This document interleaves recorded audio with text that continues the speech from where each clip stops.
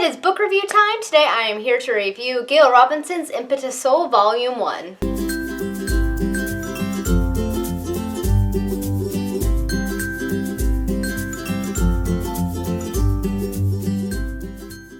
Hi guys, it is Sam, and as I said in the intro there, I am here today with another book review. I am going to be reviewing Impetus Volume 1 by Gale Robinson. I was sent this in exchange for a free and honest review by the author, and that is exactly what I'm here to do today. So Impetus follows Molly and her little sister Haruko, and it starts out with them on their way to become knights. They're setting off for the capital city where they can become knights, but their village is attacked by humans. So Molly and her sister and her whole village are unique in that they are magi. They're another type of being that are magical. They have magical powers.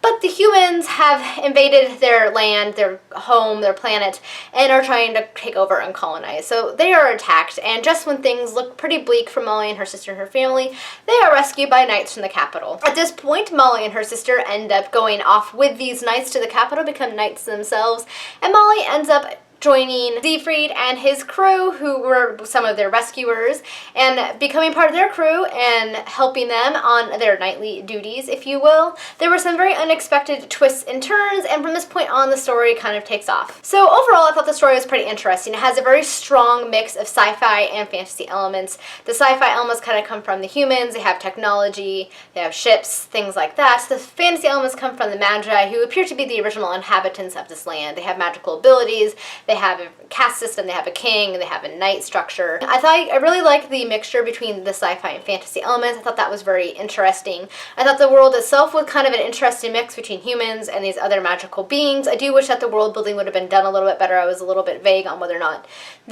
the humans were also part of this planet, or if they ended up invading this planet later. As it seems to be the case, the humans themselves are kind of in the process of colonizing and enslaving the magi. Some of the characters felt a little bit two-dimensional. They felt like they could have been developed a little bit more. Some of them felt a little bit the same.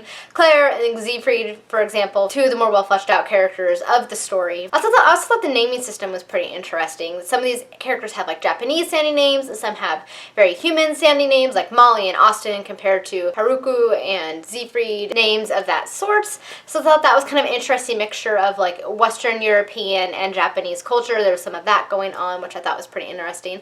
I did find the magic system to be pretty intriguing as well. I like that all of these magi's have a certain ability that is attuned to them. So like there's some that can control sand. They have like a sand power, and some that have shadow and light and have able to commune with nature, that kind of a thing. So I like that everybody had like a different set of magical abilities. It wasn't all the same. I do think that the magic system could be a little bit more well fleshed out than it was, but still I thought it was pretty interesting. The writing itself was pretty good, but it didn't really feel exactly like it fit for the story. Like it felt a little bit too modern when they were dealing with like the fantasy elements. I couldn't quite put my finger on it, but I think a lot of these issues, it was the first volume, and I can see how this series will hold a lot of promise and will become more well developed as the series goes along. I think the concepts and the bones of the story are very, very interesting. I think it's a really interesting concept to mix these sci-fi and fantasy elements and to kind of have humans and magi being two separate beings, not having humans who have magical abilities, but instead having the magi separate. I think that's really fascinating and will lead up to some really interesting conflict later in the story. I did like the twists in the story.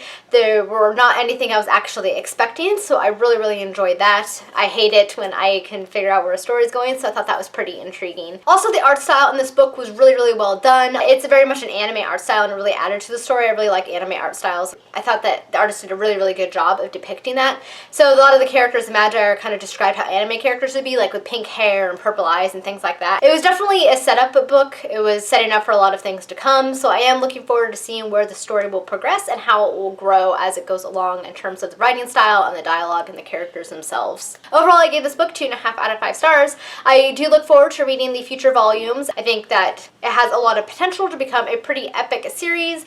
Just some of the issues need to be ironed out in terms of the dialogue, the world building, the characters, things like that I mentioned. I think it was a really unique and interesting story that you don't see very often. I just like fantasy, and I've been wanting to get more into sci-fi, so I like that it had kind of a mixture of both, because it kind of appeals to both fantasy and sci-fi fans. Alright guys, that is it for today for my review of Gale Robinson's Impetus Volume 1. Let me know down in the comments if you have read this and what your thoughts are. Any other questions you have, and I will try to answer them.